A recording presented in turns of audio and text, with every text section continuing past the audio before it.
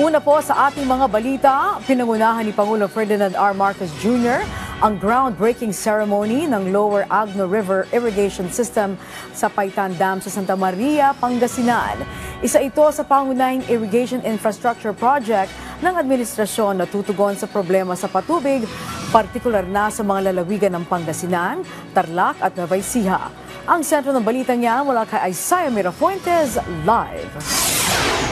Angelique, magandang balita dahil simula sa 2027, hindi na magiging problema ang patubig sa ilang mga sakahan dito sa Pangasinan, Tarlac at Nueva Ecija. Dahil ngayong araw nga, isinagawa ang groundbreaking ceremony para sa bubuksang irrigation ng Paitan Dam dito sa Pangasinan. Mahigit sa 6 na dekada ng magsasaka ang 70 anyos na si Tatay Salvador na mula sa Pangasinan. Araw-araw, tinitiis niya ang mataas sa sikat ng araw para makapagsaka. Ngunit, malaki ang kasulukuyang hamon na kanilang kinaharap dahil imbis na dagdag na sakita, kailangan pa nilang bumili ng krudo para sa kanilang water pump na gamit sa patubig. Gumagastos kami ng krudo, ganyan po ang gawin namin na taon-taon. Hanggang ngayon. Siyempre, mahirap po dahil lalo kung walang budget, walang lalo mahinang ani. Noong nakarang taon, kabilang ang probinsya ng Pangasinan sa pinaka-naapektuhan ng labis na tagtuyot o El Nino. Wala kasi itong irigasyon na pinagkukunan ng tubig para sa mga sakahan.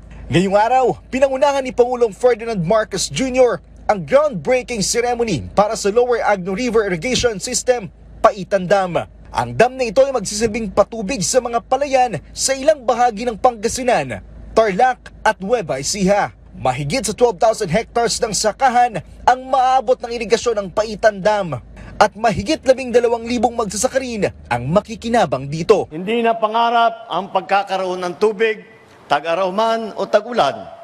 Ang masaganang ani, abot kaya na.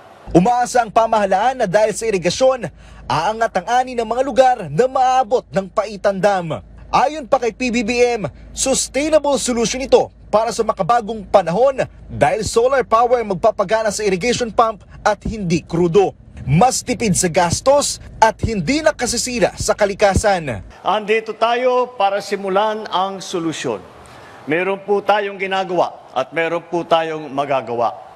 Imbis na bumaha tuwing tag-ulan, ang gagawin natin ay iipunin natin ang tubig para mapakinabangan sa panahon ng tagtuyot. Maliban sa groundbreaking ceremony, nagbigay rin ang pamahalaan ng karagdagang tulong sa ilang piling magsasaka sa pamamagitan ng pagbibigay ng hybrid rice seeds, garden tools at iba pa. Nagpabahagi rin sila ng 10 traktora na magagamit ng mga magsasaka. Ngayong itong Agno River na isa sa mga pagkukunan ng tubig para sa Paitan Dam. At umaasa nga tayo na kapag naisagawa ito, kapag naayos itong irigasyon dito sa Pangasinan, mas marami ang magiging ani ng mga magsasaka dito. At umaaabot nga sa 950 million pesos ang gagastusin ng pamahalaan para sa proyektong ito. At yan muna ang pinakahuling balita mula dito sa Pangasinan. Balik muna sa iyo, Angelique. Alright, maraming salamat sa iyo, Isaiah Mirafuentes.